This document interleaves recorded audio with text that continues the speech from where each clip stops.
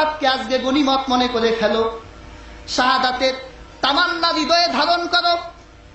আজকে আমরা জীবন আল্লাহর জন্য দিয়ে দিব, এই শক্তি এই হিম্মত তোমাদের হৃদয়ে গাড়ো। সবাই শাহাদাতের তামান্না গ্রহণ করল।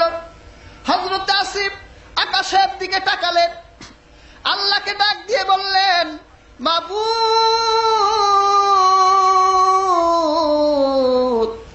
আজকে আমরা প্রতারণার শিকার হয়ে গেছি, আমাদের শাহাদাতের খবর আমাদের দয়াল নবীজির কানে পৌঁছে দিও। আয় আল্লাহ, শহীদ হয়ে যাব এই পাহাড়ে। আমি শুনেছি একজন মহিলা আমার মাথা মগজ বের করে সেই মগজের মধ্যে মদ মিশিয়ে সুরাহা পান করবে। আয় আল্লাহ তাআলা, আমি তোমার কাছে দোয়া করি, তুমি আল্লাহ তোমার দায়িত্বে আমার দেহটাকে আল্লাহ তুমি হেফাজত করবা। পুরো কুত্তার হাতে আমার দেহটা আল্লাহ তুমি দিও না। এবার বিষাক্ত তীরগুলো পাহাড়ের উপর আসতে লাগলো। مولاي صل وسلم دائما ابدا على حبيبك خير। তারা যুদ্ধের প্রস্তুতি নেয়। আল্লাহর হাবিব রাসূলুল্লাহ যখন মক্কা থেকে মদিনাতে হিজরত করলেন, আমার দয়াল নবীজি দ্বীন ইসলামকে যখন তাদের সামনে উপস্থাপন করলেন, আল্লাহর হাবিবের দ্বীনের সুশীতল ছায়ার মধ্যে মক্কার এই বড় দুইটা গোষ্ঠী ইসলাম গ্রহণ করে তারা সবাই ভাই ভাই হয়ে গেল। 120 বছরের দ্বন্দ্বের অবসান ঘটল। আল্লাহ দ্বীন ইসলাম তাদের শত্রুতাকে ভুলিয়ে দিয়ে তাদেরকে ভাই বানিয়ে দিলেন। আল্লাহর হাবিব সাল্লাল্লাহু আলাইহি সাল্লামের কদম মোবারকে তারা সময় দিতে লাগলেন। এভাবে আউস খাজরাজের দুই গোষ্ঠীর লোকেরা সোনার মানুষ হয়ে গেল। একদিন এই দুই গোত্রের দুইজন নেতা মদিনার নববীর এক জায়গায় বসা। সালাবা ইবনে গানাম ছিলেন আউসের একজন নেতা, আরেকজন ছিলেন খাজরাজের নেতা। এরা দুইজন বসে তারা দ্বীনের কথা বলছিলেন। এক পর্যায়ে তাদের মধ্যে সেই যুদ্ধের প্রবণতা জাগ্রত হলো। আউসের সাহাবী বলল, ভাই খাজরাজ, আমরা তো আগে কত যুদ্ধ করতাম, আমাদের সাথে তো কত যুদ্ধ ছিল। বলল, হ্যাঁ, শুনে রাখো, আমরা আউস খাজরাজেরা রাসূলুল্লাহ সাহাবী হয়ে গেলাম, তবে তোমাদের থেকে আমাদের আউসের সাহাবীদের মর্যাদা অনেক বেশি। সুবহানাল্লাহ। খাজরাজের সাহাবী বলল, না ভাই, তুমি কথাটা ঠিক বলো নাই, আমাদের গোষ্ঠীর সাহাবীর মর্যাদা বেশি। আউসেরটাই কয় আমারটা বেশি, খাজরাজেরটাই কয় আমারটা বেশি।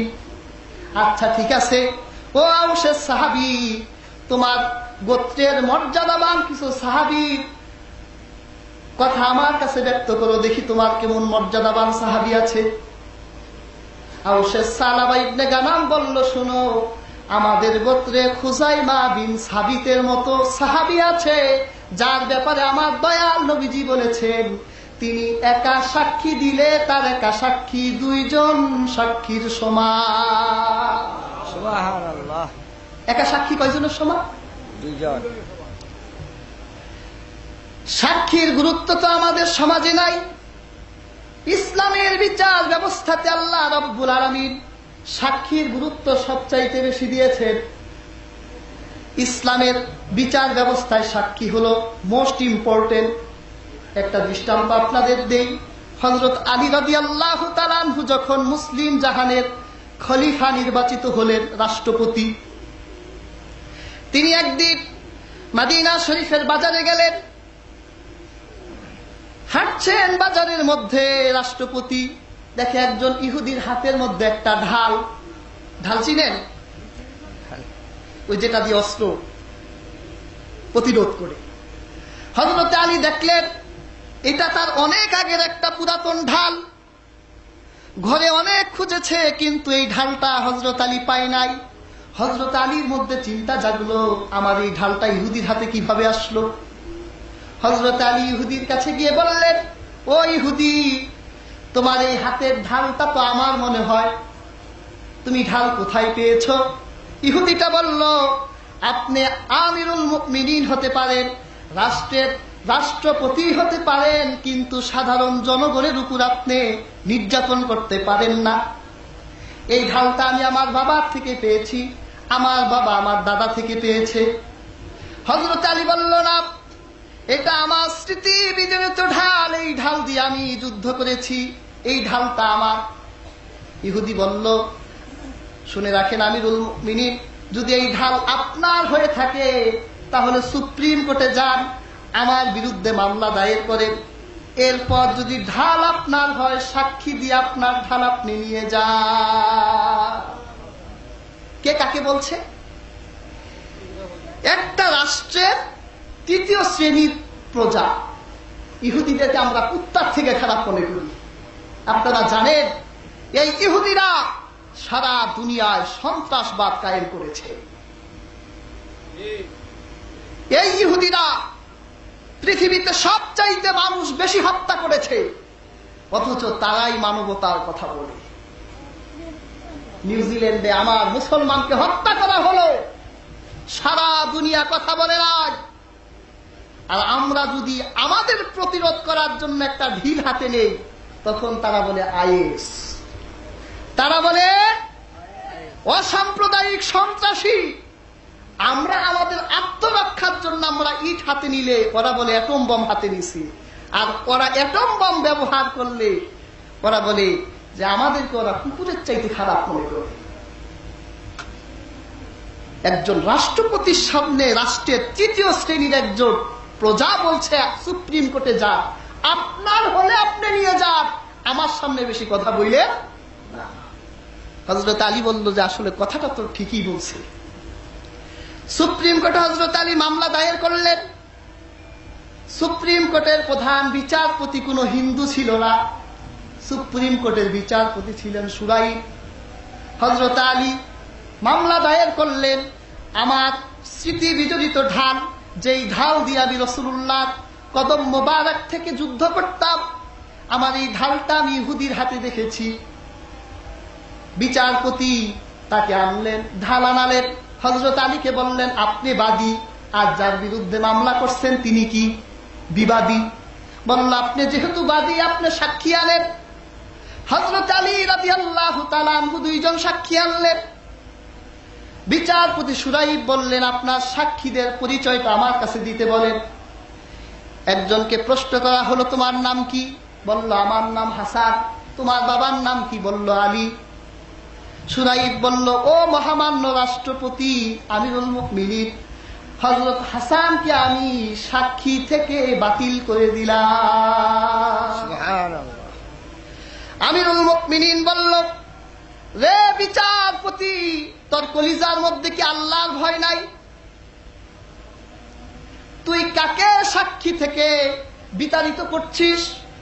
কাকে সাক্ষী থেকে বাতিল করে দিচ্ছিস? যার ব্যাপারে আল্লাহর হাবিব নিজে বলেছেন জান্নাতে সব যুবকদের সাজদার হবে, যাকে আমার দয়াল নবীজি নিজের কলিজা মনে করতেন, তাকে সাক্ষী থেকে বাদ দাও। তোমার কলিজার মধ্যে কি আল্লাহর ভয় নাই? শুরাইব বলল আমিরুল মুমিনিন, আমার কলিজার মধ্যে আল্লাহর ভয় আছে বলেই আমি তাকে সাক্ষী থেকে বাতিল করে দিলাম। হযরত আলী বলল কিসের দৃষ্টিতে তুমি তাকে সাক্ষী থেকে বাতিল করে দিলে? বলল তুমি কি রাসূলুল্লাহর হাদিস শুনো নাই? আল্লাহ রাসূল কি বলে নাই পিতার পক্ষে পুত্রের সাক্ষী চলবে না? তুমি তো পিতা, তোমার সন্তানকে সাক্ষী বানায় এনেছো, এই সাক্ষী রাসূলুল্লাহর নীতির মানদণ্ডে বাতিল। এই জন্য আমি শুরাইব আল্লাহর ভয়ে এই সাক্ষীকে বাতিল করে দিলাম। আমাদের রাষ্ট্রপতির সামনে যদি আমাদের বিচারপতিরা এরকম করত, থাকতো নি এদেশে, লন্ডন পলাইতো, ওইখান থেকে ধরে আনতো, বেটা তো সাহস কম না, আমাদের নীতির বাইরে কথা বলিস। ঠিক কিনা ভাই? এবার তোমার দ্বিতীয় সাক্ষী আনেন আমিরুল মুমিনিন হযরত আলীর দ্বিতীয় সাক্ষী দাঁড়ালেন। নিজের পরিচয় তুলে ধরলেন, আমি হযরত আলীর গোলাম। বলল, হ্যাঁ, গোলামের সাক্ষী চলবে। গোলাম সাক্ষী দিল যে হ্যাঁ, এটা হযরত আলীর ঢাল। বিচারপতি বলল, হে মহামান্য রাষ্ট্রপতি, আপনার কি আর কোনো সাক্ষী নাই? একজন তো পাইলাম। হযরত আলী বলল, আমার তো আর কোনো সাক্ষী নাই। সুরাইব বলল, তাহলে বিচারও আপনার পক্ষে নাই। ঢালটা ধরলেন, ইহুদির হাতে তুলে দিলেন, যাও, তুমি তোমার এই ঢাল নিয়ে তোমার বাড়ি ফিরে যাও। এখন প্রশ্ন হলো, হযরত আলী কি মিথ্যা বলেছেন? সাহাবায়ে কেরাম তো মিথ্যা বলতে পারেন না। সুরাইবও জানতো হযরত আলী মিথ্যা বলে নাই, কিন্তু সাক্ষী না থাকার কারণে হযরত আলী তার ঢালটা পেলেন না।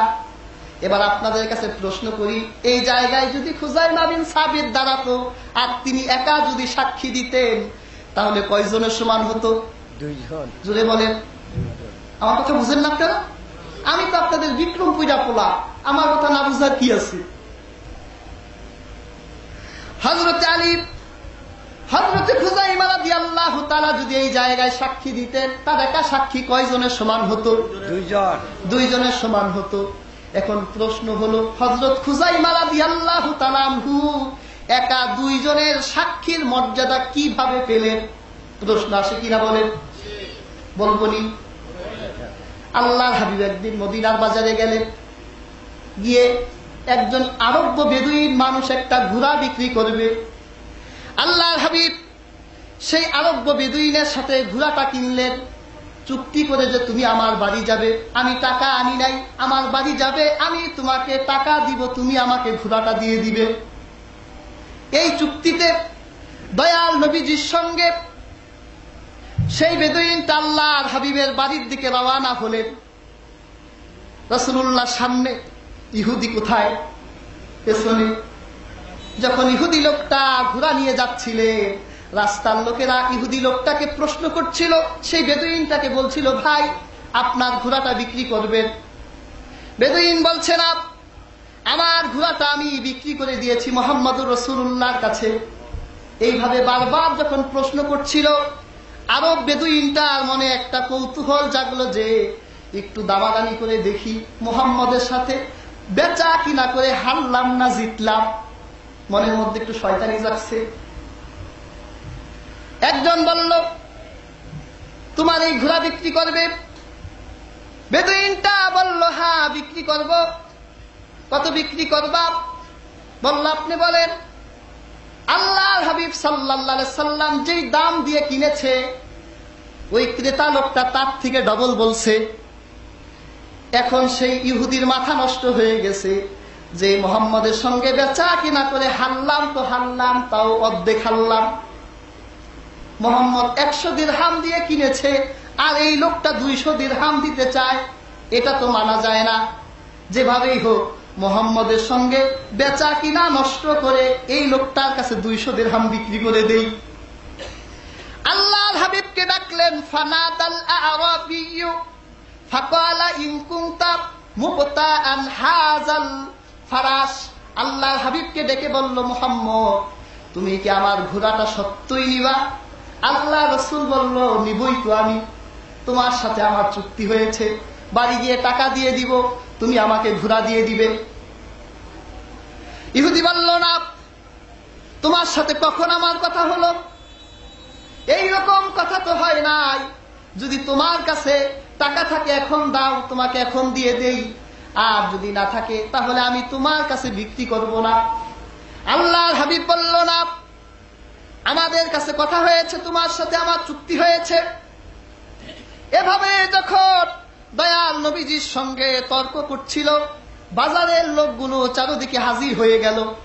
বাজারের লোকগুলো বেদুইনটাকে বলছে, ও বেদুইন, ছোটবেলা থেকে মুহাম্মদুর রাসূলুল্লাহকে আমরা দেখি, মুহাম্মদুর রাসূলুল্লাহ তো জীবনে কোনোদিন মিথ্যা কথা বলে নাই। বেদুইনটা বলল, আচ্ছা ঠিক আছে, মিথ্যা বলে নাই। তো মুহাম্মদের সাথে যে বাজারে আমার চুক্তি হয়েছে, মুহাম্মদের সাক্ষী আসেনি? বেদুইন তো জানে যে বাজারে তো কোনো সাক্ষী ছিল না। তো মুহাম্মদের কাছে সাক্ষী যদি থাকে, সাক্ষী দেখ, এমনি দিয়ে দিবে। এখন রাসূলুল্লাহ দেখলেন যে আসলে তো সাক্ষী ছিল। এতগুলো মানুষ মানুষের মধ্যে হযরত খুজাইমা বিন সাবিত দাঁড়ানো ছিলেন। তিনি সব কথা শুনলেন। ভিড় ঠেলে রাসূলুল্লাহ সামনে দাঁড়িয়ে বলতে লাগলেন, আমি আল্লাহর নামে কসম করে সাক্ষী দিলাম, বাজারে মুহাম্মদুর রাসূলুল্লাহর সঙ্গে তুমি বেদুইনের চুক্তি হয়েছে। সুবহানাল্লাহ। আল্লাহর হাবিব ধমক দিল, বেটা